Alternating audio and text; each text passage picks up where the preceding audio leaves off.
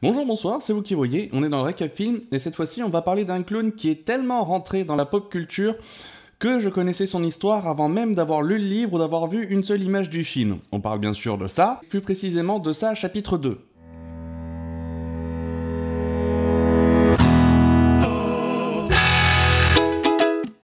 Donc ça, chapitre 2 réalisé par Andy Muschietti. J'ai vu le premier en VOD à la maison pour pouvoir voir le deuxième en Dolby au cinéma, en version originale évidemment. Donc je parlerai à peine du premier parce que les circonstances sont pas du tout les mêmes, donc la comparaison a pas lieu d'être. J'ai bien aimé les deux films d'horreur, mais il faut faire attention parce qu'il faut pas attendre d'eux ce qu'ils ne sont pas. Les deux films, ça, sont des films qui mettent mal à l'aise. C'est creepy, c'est dérangeant, mais c'est pas des films d'épouvante, vraiment. Le principe de l'histoire, tout le monde la connaît au moins en partie. Le clown Pennywise en anglais ou Gripsou en français est devenu tellement connu qu'on n'a plus besoin de le présenter.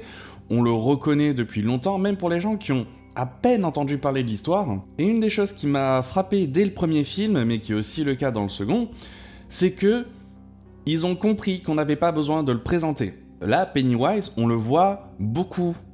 Vraiment en pleine lumière, il le cache pas énormément, même dans toutes ses transformations, mais ça fait partie de cette horreur très directe. Et perso, j'ai bien aimé ça. Enfin ça passe. J'ai arrêté cette blague, c'est chiant.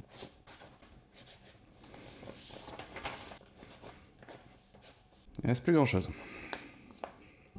J'ai trouvé que les effets spéciaux étaient généralement très bons, les déplacements des monstres étaient tous vachement naturels quand même, ça faisait très réaliste. En plus des effets spéciaux numériques, je pense qu'ils ont utilisé pas mal aussi d'effets spéciaux réels, de maquillage et de prothèses. Les acteurs sont plutôt bons, même si parfois un peu inégal. Et les enfants aussi dans le premier film qui étaient très très bons. À noter la présence aussi de Finn Wolfhard qui joue dans les Stranger Things, et qui m'oblige un peu à avoir un certain nombre de similarités entre les deux univers, qui me rend un peu plus critique de la série, malheureusement, parce qu'il y a beaucoup de repompage.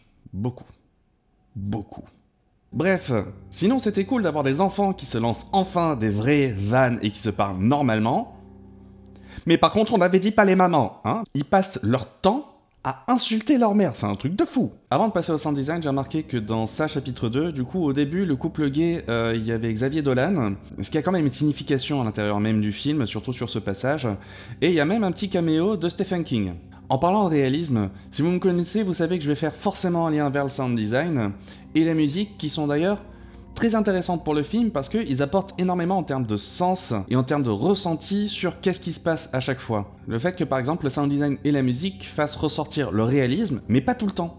Donc réaliste sur les passages réalistes, évidemment, la vie normale des enfants, voire même des adultes. Donc ça passe par le fait que les différents bruits soient pas trop mis en avant, les sons pas trop travaillés pour sonner excellemment bien, mais également aussi sur les monstres et les cauchemars qui sont le plus proches du réalisme. Plus la menace va être grande et surnaturelle, plus le son va sonner travaillé, et d'une certaine manière plus moderne aussi. Ça permet notamment un truc très cool qui est de jauger la menace de Gripsou, donc la forme clown du méchant, de ça, en temps réel, puisqu'il se présente comme un clown normal et au fur et à mesure se montre de plus en plus menaçant, fait ressortir le surnaturel au fur et à mesure, de manière assez directe et frontale. J'ai trouvé que ça s'entendait beaucoup sur la voix, notamment celle de Gripsou, évidemment, mais je sais pas si ça a été retranscrit dans la VF ou pas. On a aussi la même genre d'idée sur la musique de Benjamin Wallfisch, donc qui a composé entre autres pour Blade Runner 2049, ça chapitre 1, évidemment, enfin évidemment non, pas toujours, Dunkerque, Les Figures de l'Ombre, qui était très bien, le dernier album, Shazam et Annabelle 2 par exemple. Il a été nominé au Golden Globe pour la musique des Figures de l'Ombre, nominé au BAFTA Award pour Blade Runner 2049,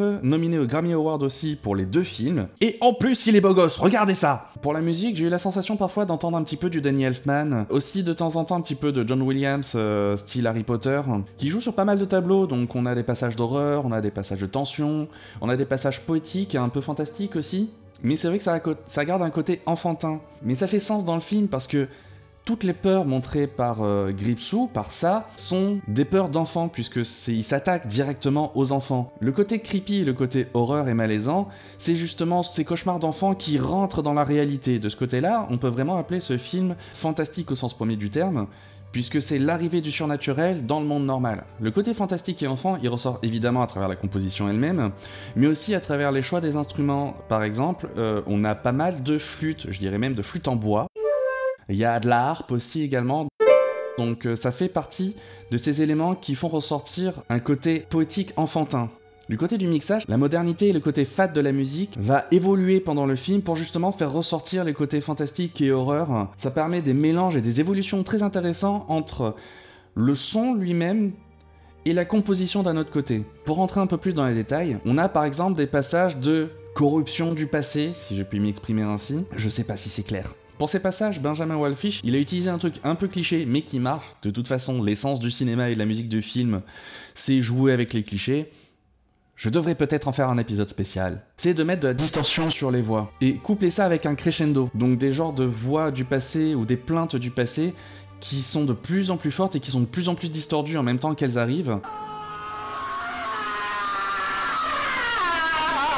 On sent vraiment cette menace et justement cette distorsion des souvenirs et du passé, et ça marche très bien. Sur d'autres moments qui sont très intéressants, on a par exemple la musique orchestrale qui se met en quelque sorte à glitcher.